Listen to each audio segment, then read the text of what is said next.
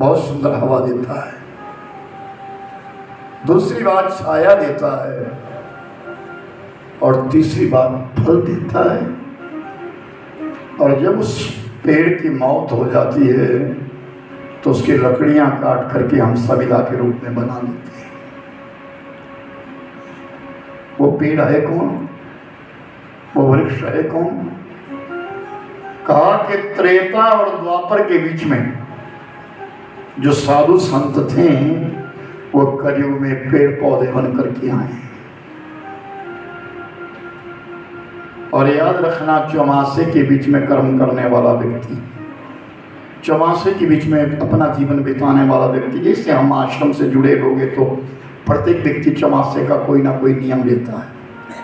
गुरु पूर्णिमा के दिन बताया जाएगा ना, जो तेरा नियम है वो कौन कौन से नियम है, उसको क्यों करना चाहिए, उसका कृत्य भी क्या है। आज ये प्रकृति को श्रृंगार करने के लिए, इस भूमि का श्रृंगार करने के लिए हमारे लिए प्रत्येक व्यक्ति को पौधा जरूर लगाना चाहिए। अपनी ज़मीन में लगाइए, आपके पास ज़मीन नहीं है कहीं जंगल में लगाइए, नहीं तो अपने आंगन में किसी गमले में लगा दीजिए। हमारे लिए हवा मिलती है, बहुत सुंदर हवा मिलती है, ऊर्जा मिलती है, उससे ऑक्सीजन मिलती है, अच्छा लगाइए। दूसरी बात, हमारे लिए फल मिलते हैं अगर फलदार पौधा लगाएंगे। अगर फलदार नहीं है तो छाया तो मिलेगी, और उस छाया के बीच में बैठ करके हम सुख समृद्धि को पाएंगे। उन पेड़ों का सिंचन कार्य करना ये हमारा धर्म है, कर्म है। हम भारतीय हैं, भारतीय संस्कृति के बीच में रहने वाले। और एक विशेष बात याद रखिए, अपने लिए मत सोचिए। हमारे साथ साथ में कितने पक्षी हैं जो पक्षी सब घोंसलों के बीच में बैठते और घोंसले अधिकांश पेड़ों पर बनते हैं। और उस जंगल को फूकने वाला व्यक्ति जिसका कोई किसी प्रकार का प्रायश्चित नहीं माना जाता, कि जंगल में जो आग लगा देता है उस व्यक्ति के पाप का कोई प्रायश्चित नहीं होता, किसी प्रकार का प्रायश्चित नहीं है उसका, क्योंकि वो अनर्थ पाप करता है, थोड़ा नहीं अनर्थ पाप करता है। याद रखना, मरण अगर प्रभु के हाथ में है तो स्मरण तो हमारे हाथ में है।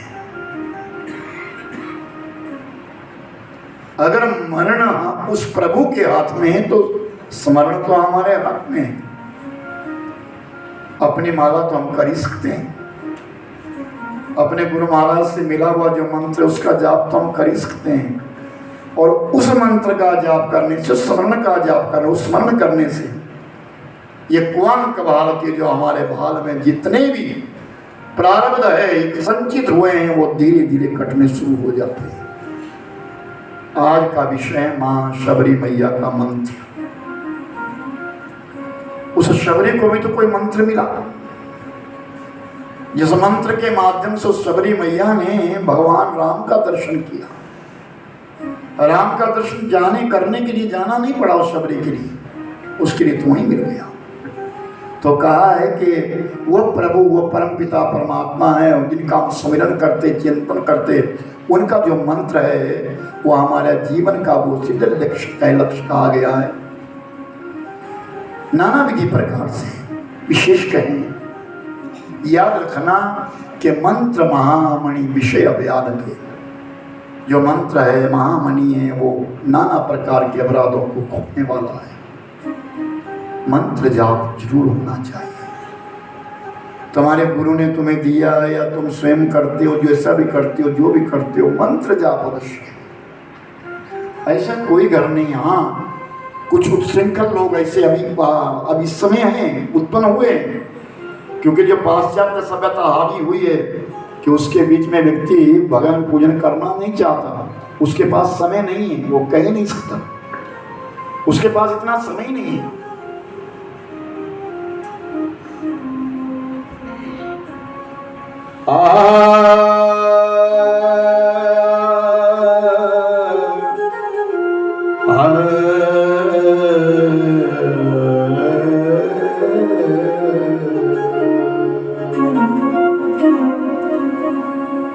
एक राजा और एक रानी, अपने सब लावा लश्कर के साथ भ्रमण करने के लिए निकले तो रानी ने राजा से कहा, महाराज हम घूमने नहीं जाएंगे, अगर आप मेरी एक बात माने तो हम यात्रा करने जाएंगे, हम घूमने नहीं जाएंगे, हम पर्यटन नहीं करेंगे, हम यात्रा करेंगे। राजा ने कहा, रानी जो तुम्हारी इच्छा है कहो, कहाँ जाना है? हमको प्रयागराज की धरती जाना है,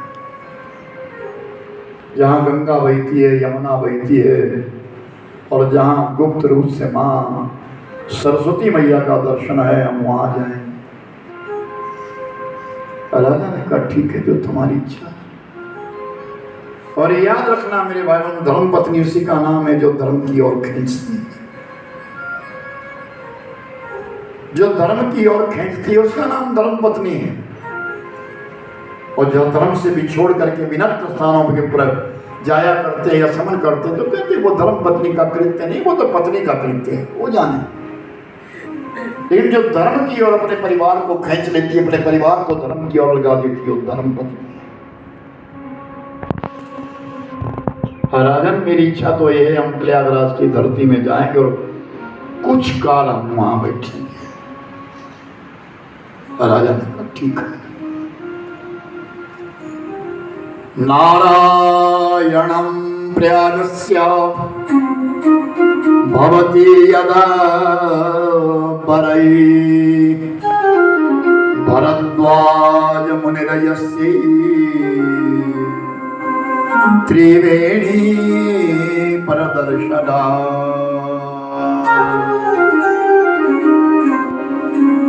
वो प्रयागराज की धरती है जिसका नाम त्रिवेणी है, जहाँ 3 बहनी है, गंगा, यमुना और सरस्वती है। वहां का कोई अधिष्ठात्री देवता है, वहां को कोई मुख्य मालिक है, और वो मालिक कोई और नहीं, एक ऋषि है जिनका नाम है भरद्वाज। भरद्वाज मुनि हैं, जिन भरद्वाज मुनि के पास एक नहीं अनेक ऋषि मुनि आया करते, बहुत सारे साधु संत आते। याद रखना, साधु संत हमेशा संतों के पास ही विशेष जाते हैं, और संतों का काम गृहस्थ में रहना है भी नहीं, गृहस्थियों के पास बैठना भी नहीं है। और सही मायनों में तो देखा जाए तो गृहस्थ को केवल सेवा भाव चाहिए और संतों के पास आशीर्वाद देने के लिए चाहिए, बाकी गृहस्थी में मतलब नहीं है।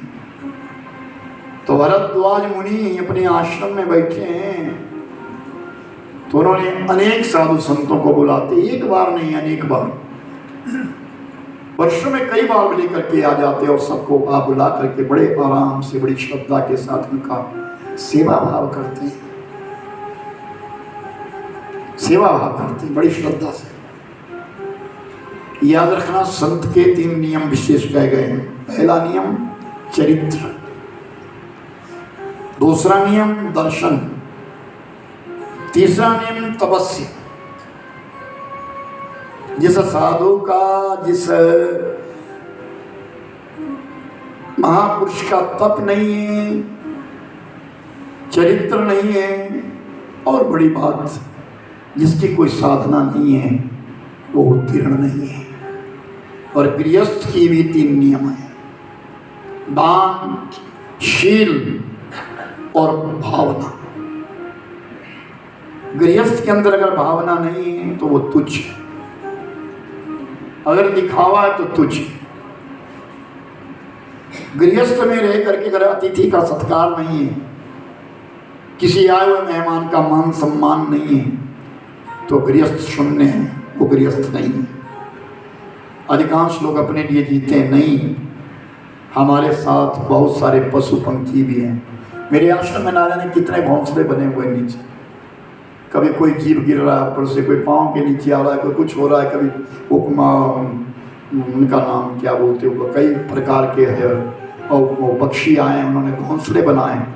तो कितने बोले गुरु जी की इरादे में कि ना, ये आश्रम है, किसी का घोंसला तोड़ना नहीं है, इन्होंने बनाया है, इनके लिए भी तो है, हमारे लिए नहीं है। आश्रम तो इन पक्षियों के लिए भी है, बड़े आनंद से रहते। देखो नीचे देखना आपने कितने आम लगे हैं, पौधों में आम लगे हैं, बड़े प्यारे दिखते हैं, अंदर गमलों में आम लगे हुए हैं, देख कर के बड़ी प्रसन्नता होती है।